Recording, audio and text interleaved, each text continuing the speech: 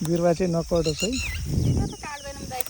त्यही त ए 50-100 हजुर एकदम एकदम दुइटै काम भयो नि, घाँस पनि भयो, फ्रीमा गोड्ने मान्छे नि पाइयो होइन।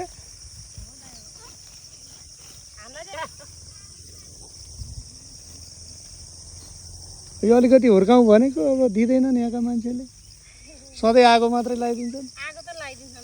त्यो आगो त लाए होइन, त्यहाँ एउटा राजवृक्ष यति राम्रो थियो, पुरै त्यो छिल्दैछन् कि बोक्रा जति सबै कि मर्यो।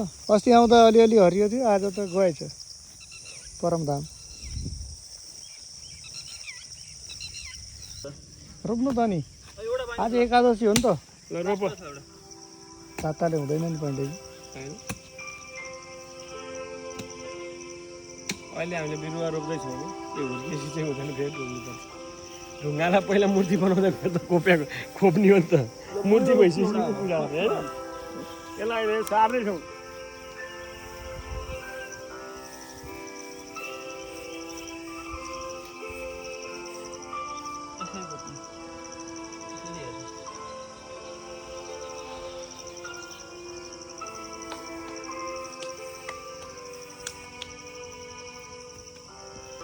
विनोदजी, हाम्रो युट्युब च्यानलमा हजुरलाई स्वागत छ। धन्यवाद। अब हजुरले बिरुवा रोप्दै गर्दै जाँदाखेरि आज पिपलको बोट 20-22वटा ल्याएर रोप्नुभयो। यो रोप्नुको उद्देश्य चाहिँ हजुरको के हो? खास गरी अब विनोद र बिरुवा पर्यायवाची जस्तै भइसकेको छ। अनि यो आज निर्जला एकादशी पनि हो, र त्यसै गरी हिन्दू धर्मको निर्जला एकादशी, त्यसपछि मुस्लिम समुदायको चाहिँ आज बकरिद ईद ठुलो पर्व ईद पनि हो। यो दुवैको उपलक्ष्यमा हामीले चाहिँ यहाँ 20-22वटा पिपलका बिरुवा ल्याएर आज रोपेका छौँ। यसको खास उद्देश्य भनेको के हो भन्दा हामीले यो क्षेत्रमा कम्तीमा 108वटा पिपल रोपेर लिएर हुर्काउने र यसलाई चाहिँ एउटा पिपल हबको रूपमा विकास गर्ने र 108वटा पिपलको चाहिँ हिन्दू धर्ममा धेरै ठुलो महत्त्व पनि छ।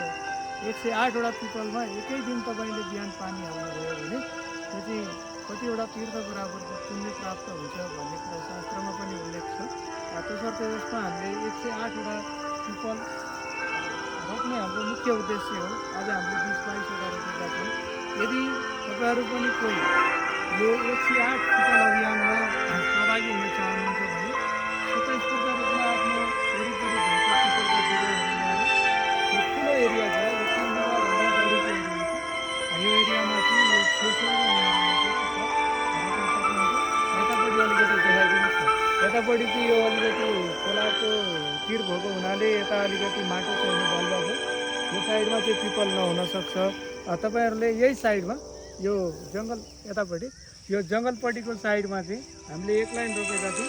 अरू एक लाइन गर्दै वहाँ तलसम्म 2 लाइन रोप्दाखेरि 108वटा मजाले अट्छ।